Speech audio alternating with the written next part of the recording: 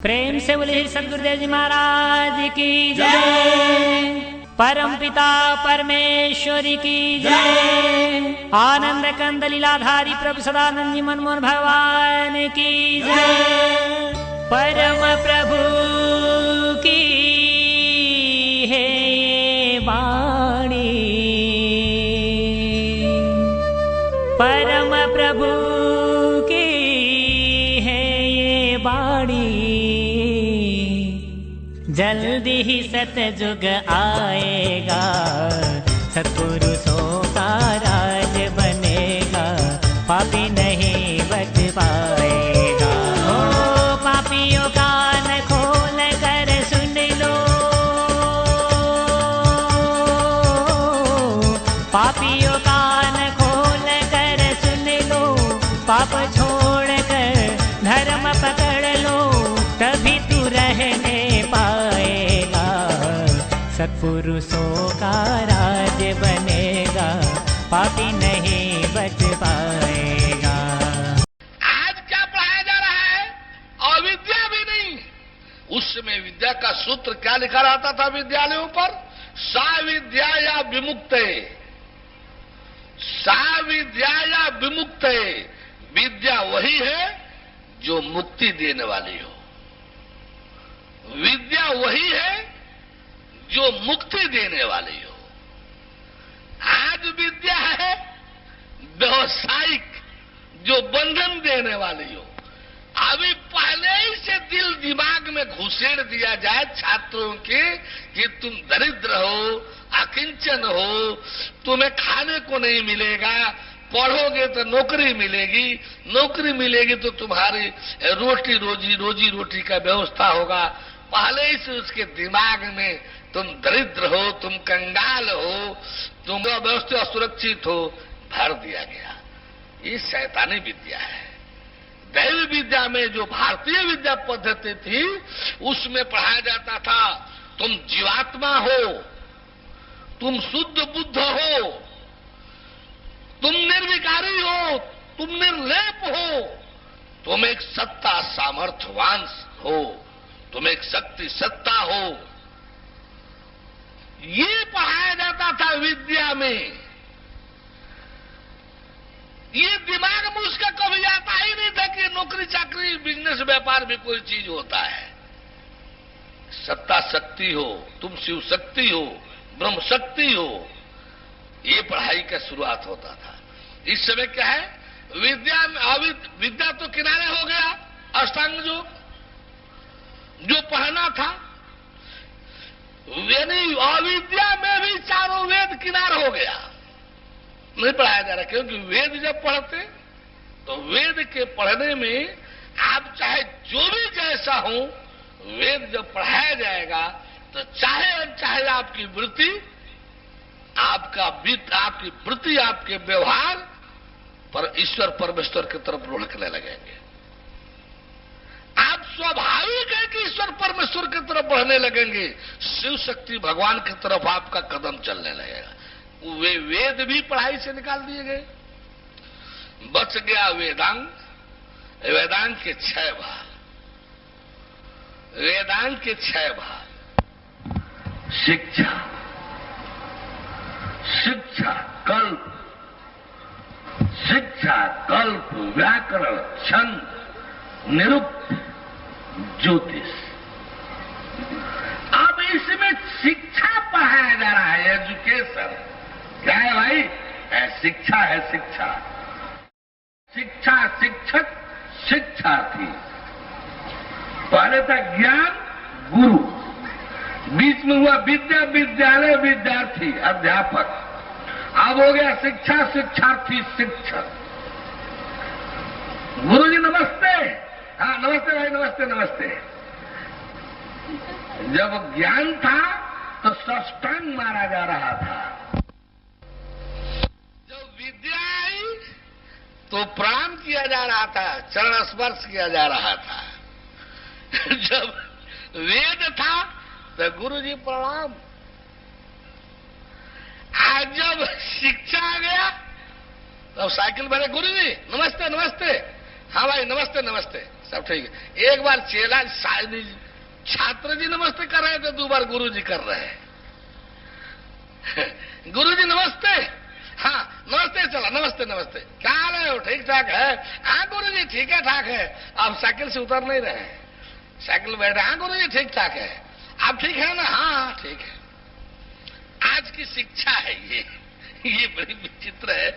स्थिति कहां ले जा रही है? क्यों कि बेईमान गुरुजी हो गए तो छात्र भी वैसे बेईमान हो गया। शिष्टता गुरुजी में ही नहीं है तो शिष्ट छात्र कैसे पैदा होगा? जब शिष्ट गुरुजी ही नहीं रहेंगे, शिष्टता गुरुजी के ही ज्ञान में नहीं रहेगा, फिर शिक्षार्थी शिष्ट कैसे होगा? हम लोग आ जाए जो ने गाड़ी खींच ले राम जी वाला। राम जी क्या किए? जब बुलाए, जब बैठ गए लोग प्रजाजन, तब प्रजाजन के भाव रूपी दुख, भाव रूपी भावकूप, भावसागर, भावजाल, इस भाव रूपी दुख को भंजन करने वाले बैठे गुरु मुनि और द्विज सज्जन, बोले वचन भगत भव भंजन। अब क्या बोल रहे हैं बंधुजन सुनिएगा, ये भाव भंजन वाला है। अरे भाव भंजन है तभी तो कहा जा रहा है कि कर्म और भोग से जो माया के देख रेख मालिकान में है अपने को निकालिए, यही भाव है। ये भंजन है कि इसमें से निकालिए, धर्म और मोक्ष के बीच जो भगवान के देख रेख मालिकाना वाला है अपने को स्थित स्थापित कीजिए। ये भाव भंजन वाला है। देखिए राम जी भी ऐसा ही कह रहे हैं कि नहीं? सुनहु सकल पुरजन मम बानी, बहुत सीधा साधा अर्थ है। हमको तो इतनी व्याख्या भी नहीं ढंग आता है कि बहुत तोड़ फाड़ करके आगे बढ़े चले। सीधा साधा अर्थ है, सुनहु सकल पुरजन मम बानी। ऐ मेरे प्रजाजनों, मैं कुछ कहने चल रहा हूं, आप लोग पसंद से मेरी वाणी को सुनिए। आप लोग पसंद से मेरी वाणी को सुनिए, समझते हुए सुनिए। कहूं न कछु ममता और आने, ये ऐसी वाणी है कि मेरे अंदर आप सबके बाद साथ बड़ी ममता हो गई हो इसलिए कहूं, ऐसा नहीं है। आप सबके साथ मेरे अंदर बड़ी ममता हो गई हो तो ममता बस ये बात कहने नहीं जा रहा हूं।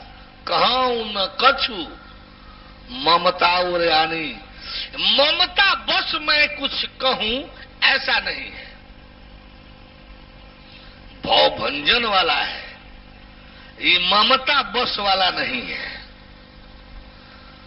नहीं अनित, नहीं कछु प्रभुताई, मैं कोई अनित की बात भी कहने नहीं जा रहा हूं। राम जी बोल रहे हैं कि कछु ममता बस तो मैं बोलने ही नहीं जा रहा हूं, कोई अनित की बात भी बोलने नहीं जा रहा हूं। दूसरा और तीसरा क्या है कि बनी नहीं कछु प्रभुताई, मैं प्रभुता के लिए कि आप सब हमको कहेंगे कि बड़ा अच्छा, बड़े अच्छे हैं, बड़े विद्वान हैं, यानी ऐसे अपने बड़प्पन के लिए भी बोलने नहीं जा रहा हूं।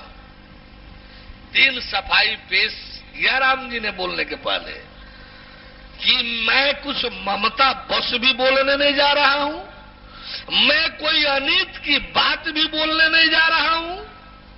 इतना ही नहीं, मैं कोई बड़प्पन के लिए, प्रभुत्व के लिए भी कुछ बोलने नहीं जा रहा हूं। गौर कीजिएगा आप सब, न तो ममता बस कुछ बोलने जा रहा हूं, न तो कोई अनित की बात बोलने जा रहा हूं, और न अपने बड़प्पन के लिए कि मुझे बड़प्पन मिलेगा, मुझे प्रभुता मिलेगी, ऐसा भी कुछ बोलने नहीं जा रहा हूं। तो क्या बोलने जा रहा हूं भाई?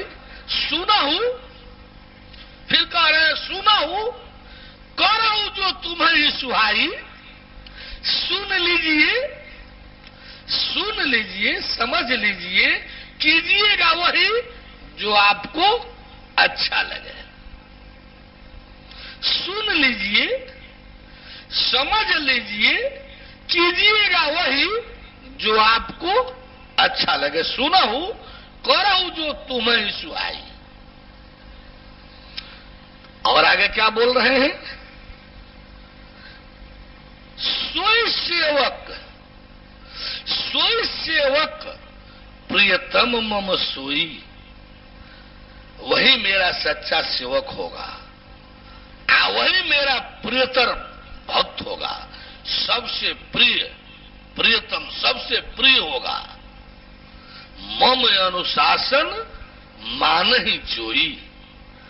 जो मेरे अनुशासन को स्वीकार करेगा, जो मेरे अनुशासन में रहेगा चलेगा, वही मेरा सच्चा सेवक और वही मेरा सच्चा प्रिय होगा, सबसे प्रिय होगा। ये बात तो और भी राजा वगैरह लोग कह सकते हैं। इनकी जो एक पंक्ति विशेषता की है, अगली पंक्ति पर गौर कीजिएगा। जो अनीति कछु भाखों भाई, लग रहा है कि वो माइक और कुर्सी रखे थे, लग रहा है कि रामू जी माइक कुर्सी रखे थे।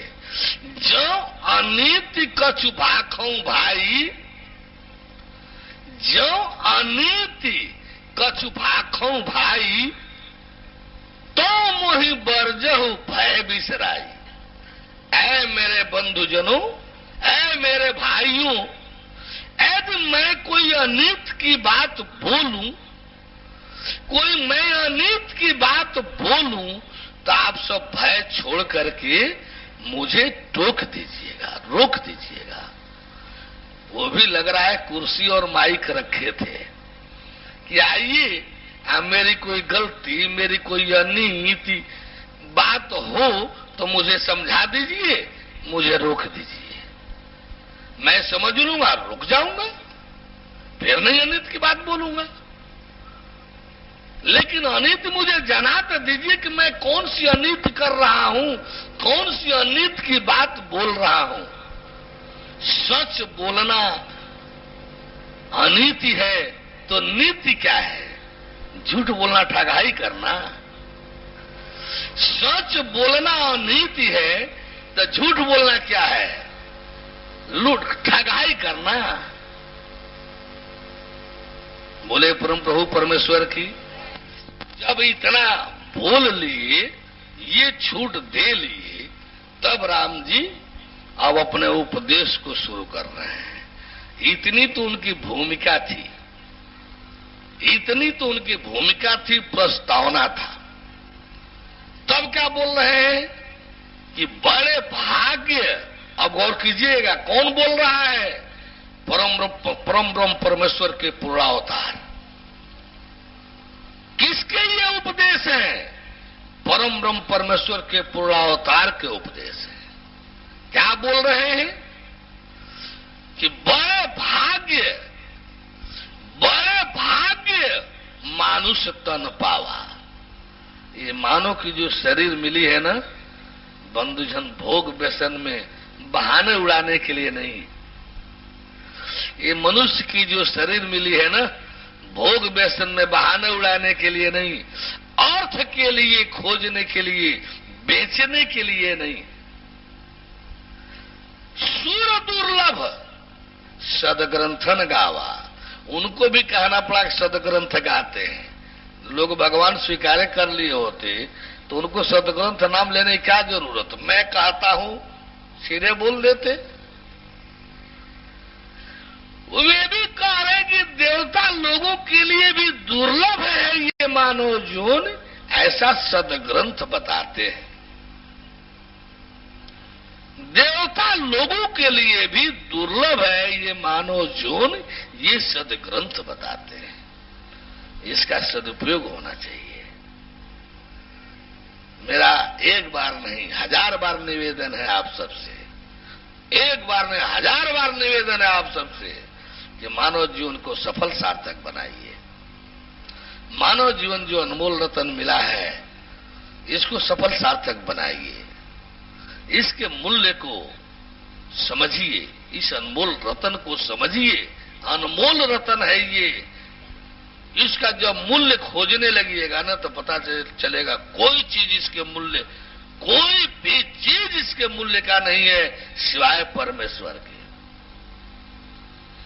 एकमात्र इसके कीमत में यदि कोई आएगा तो परमेश्वर आएगा, और कोई भी चीज इसका मूल्य नहीं है। आप लोग तनख्वाह कुछ पैसे पर इसको बेच दे रहे हैं, कुछ पैसे पर इसको बेच दे रहे हैं, इसका महत्व ही नहीं समझ पा रहे हैं। पता है कि आपके 4 पैसे पर जो जीवन बिक रहा है उसमें आपका जीव और ईश्वर भी बिक रहा है। आपको तो पता ही नहीं है कि हमारे साथ जीव और ईश्वर भी है। जब दर्शन कराते चलेंगे ना तो कम से कम 3 शरीर तो आपके सत्वे है। दिखाएंगे कि 3 तो शरीर तो आप है ही हैं। इस समय ये जो हम भीतर से हो रहा है ना, ये जीव भी आपके साथ है, और ये जीव हम तो आपके साथ है ये है जो एक शिव शक्ति, एक महान सत्ता शक्ति, ब्रह्म शक्ति भी आपके शरीर के पीछे पीछे, जीव के पीछे पीछे, वो भी बेचारा जिधर जा रहे हैं, आप पैसे पर बिक रहे हैं तो भी उसी ढर्रे में जा रहा है। क्या स्थिति है आप सबकी, क्या स्थिति है आप सबकी। ये सब भगवान बने बैठे हैं ना, ये सब गुरु बने बैठे हैं ना, लाखों लोग और करोड़ों अरबों के धन में बैठे हैं ना। कौन सा धन खजाना नौकरी है मालूम है आप लोगों को? कुछ नहीं। जो साधना वाले हैं ना, वही सब श्वास निश्वास में रहने वाला, जो पतनोन्मुखी है, पतन को जाने वाला, उस स्वयं को पकड़ लिए सब। ये श्वास और निश्वास को पकड़ लिया सब, कबीर हो गया, दादू हो गया, दरिया हो गया, नानक हो गया, इस मोहम्मद हो गया, सतपाल हो गया, बाल योगेश्वर जी हो गया। आगे ना बाल योगेश्वर, इसके बाद भी उसके पास कुछ है क्या? और भगवान को हलाने लगे सब लाखों का। क्या है? केवल इसे श्वास को पकड़ लिया सब। श्वास में क्या है, जबकि वो भी उत्थान परक नहीं है, वो भी कल्याण कारक नहीं है, वो भी पतन कारक, वेद विरुद्ध, पुराण विरुद्ध, वेद विरुद्ध, पुराण विरुद्ध, पतन कारक। केवल आप लोग इंद्रिय पकड़ करके बैठ गए, हाथ नाक मुंह कान इंद्रिय पकड़ करके बैठ गए। आप लोगों को नचा रहे थे, गुरु बन गया क्या पकड़ करके? श्वास पकड़ करके, श्वास पकड़ कर बैठ गए। श्वास में रहने वालों को भगवान भी घोषित कर दिया, सब में भगवान जी है, सब में भगवान जी है। किसको? जो श्वास में निश्वास में है बस ही भगवान जी है, ये सब भगवान जी हो गए। पकड़ा। अब जाना ज्ञान क्या कहता है कि दोनों तो है ही है, ये शरीर, संसार और शरीर ये तो है ही है, श्वास वाला इसमें जीवात्मा तो है ही है। अरे दोनों को पैदा करने वाला, दोनों को संचालित करने वाला परमात्मा को भी जान पकड़, जान देख, वो मालिक है, सर्वे सर्वा है। तो इस प्रकार से आप सबके पास भी वो है। आप सब भोग व्यसन में बहा दिए अपने शरीर को, कोई लाभ नहीं। आवे सब श्वास पकड़ करके उसी का गुणगान गाने लगे। आज देखिए सब भगवान बनकर बैठे हैं, भगवान बनकर बैठे हैं। आपने उसकी महत्ता को समझा नहीं, आपने अपने ईश्वरत्व को जाना नहीं, आपने अपने ईश्वरत्व को समझने का कोशिश नहीं किया, बहा दिया शरीर के पीछे। उन लोगों ने क्या किया कि ईश्वरत्व को महत्व दे करके उनके संदेश को आगे कर दिया।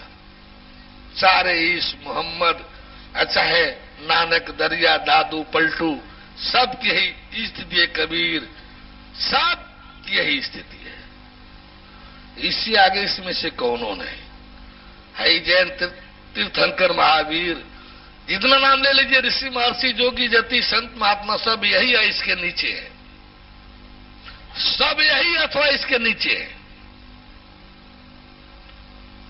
बोले परम प्रभु परमेश्वर की। तो आप सब थोड़ा दुनिया समझने का कोशिश कर, आप अपने साथ रहने वाले को तो कम से कम पहचान लीजिए। आप देखिए कि शरीर, जीव और आत्मा, ईश्वर जो आपके साथ है ना, ये तीनों किससे है, किसके द्वारा चालित संचालित है और अंततः किसमें विलीन कर लिए जाते हैं। जब उसको खोजिएगा तब पता चलेगा कि परमात्मा परमेश्वर है। इन साधकों को, जोगियों से पूछे नहीं, महात्माओं से पूछे नहीं, बाल योगेश्वर वाले से, सतपाल वाले से, कि क्या श्वास से अलग को कुछ मालूम है क्या इन सबों को? श्वास निश्वास में जो हो रहा है वो भी सही नहीं है, पतन और विनाशक है, पतन को ले जाने वाला है, पतन को ले जाने वाला है, विनाशक है। फिर भी उसी को पा करके देखिए कैसा बनना है ईश्वर के नाम पर। जानने देखने के बाद पता चलेगा कि ईश्वर परमेश्वर जो है, ईश्वर ही विकारों से ऊपर है, परमेश्वर तो विकारों से ऊपर है ही है। बोले परम प्रभु। जो आप लोग विषय भोगों में इसको बहाने में लगे हैं, इस तन का फल विषय भोग नहीं है, विषय भोग नहीं। यदि विषय भोग में आप स्वर्ग भी यदि हासिल कर लेते हैं, स्वर्गीय विषय भोग भी हासिल कर लेते हैं, तो वो भी इतना स्वल्प है, स्वल्प, अल्प नहीं, स्वल्प, अल्प से भी बिल्कुल नहीं के बराबर, ना चीज है ना चीज अमरत्व के आगे। स्वर्गीय विषय भोग ही यदि आप इकट्ठा कर लेते हैं, कलेक्ट कर लेते हैं, तो अमरत्व के आगे वह भी स्वल्प ही है, स्वल्प। और उसका भी अंत क्या है? दुखदाई। पुण्य है, स्वर्ग भोग रहे हैं, पुण्य क्षीण हो गया, ढकेल करके नीचे गिरा दिए जाएंगे। पुण्य है, स्वर्ग भोग रहे हैं, पुण्य पूरा हो जाएगा, धक्का देकर निकाल बाहर कर दिए जाएंगे। तो वो भी यानी यही तो न कर फल विषय न भाई, स्वर्ग स्वल्प अंत दुखदाई। फिर इसको और समझने के लिए राम जी फिर दूसरी पंक्ति कह रहे हैं, ऐ मेरे प्रजाजनों, ऐ मेरे भाई बंधुजनों, नर तन पाई आ विषय मन देही। नर्तन पाई विषय मन देही। यदि नर्तन पा करके, मानव जोन पा करके भी आप जब विषयों में ही अपना मन लगाएंगे, विषयों के ही तरफ अपना रुख रखेंगे, तो क्या होगा? आप सठ होंगे, मूढ़ होंगे, मूढ़ कहलाएंगे, मूढ़। कैसे? यदि कोई पलट सुधाते 60 विष ले ही, जो अमृत को छोड़ करके विष लेगा, वो 60 नहीं तो बुद्धिमान कहलाएगा क्या? पलट सुधा, अमृत तो छोड़ दिया, अमृत तो छोड़ दिया और विष ले रहा है, तो 60 ही कहलाएंगे, मूढ़ ही कहलाएंगे। राम जी कह रहे कि हे मेरे प्रजाजनों, हे मेरे बंधुजनों, आप अमृत छोड़ करके ये विषय भोग रूपी, भोग व्यसन रूपी विष जहर को मत स्वीकार करो। नर्तन पा करके ये विष रूपी जो जहर रूपी जो विषय भोग है, विषय व्यसन है, भोग व्यसन है, इसको आप मत स्वीकार करो। ये इसका फल नहीं है। अमृत स्वीकार करो, अमृत। ये बुद्धिमत्ता होगी, ये विवेकशीलता होगी। अमृत स्वीकार करो, अमृत छोड़ करके विषय रूपी विष को मत स्वीकार करो। फिर आगे क्या कह रहे हैं? ताई कबहु भल, ताई कबहु भल कहीं न कोई, ताई कबहु भल कहीं न कोई, गुंजा ग्रसई परस मणि खोई। कौन उसको भला कह सकता है? जब धने कमाना है तो पारसमणि पत्थर फेंक करके गुंजा फल लेके बड़ा अच्छा लग रहा है, उसको कोई बुद्धिमान भला कह सकता है? जो पारसमणि जैसे पत्थर को फेंक करके आज सुंदर लग रहा है, गुंजा फल ले, उसको कोई अच्छा भला कह सकता है? कोई भला नहीं कह सकता। यदि इसके बावजूद भी जब आप विषय भोग में ही, विषय सेवन में ही, इस जड़ रूपी विषय सेवन में ही बने रहेंगे तो इसका परिणाम क्या होगा? आकर 4,84,000 राम जी के उपदेश है, आकर 4,84,000 जोनि फिरत जीव अविनाशी। आप जो जीव हैं वो तो जीने वाले हैं, मरने वाले हैं नहीं। आप जो जीव है वो तो मरने वाले हैं। बार बार जन्मत मरत दुसह दुख हुई, जन्मत मरत दुसह दुख हुई। परम प्रभु की है वाणी, परम प्रभु की है ये वाणी। जल्दी ही सतयुग आएगा, सतपुरुषों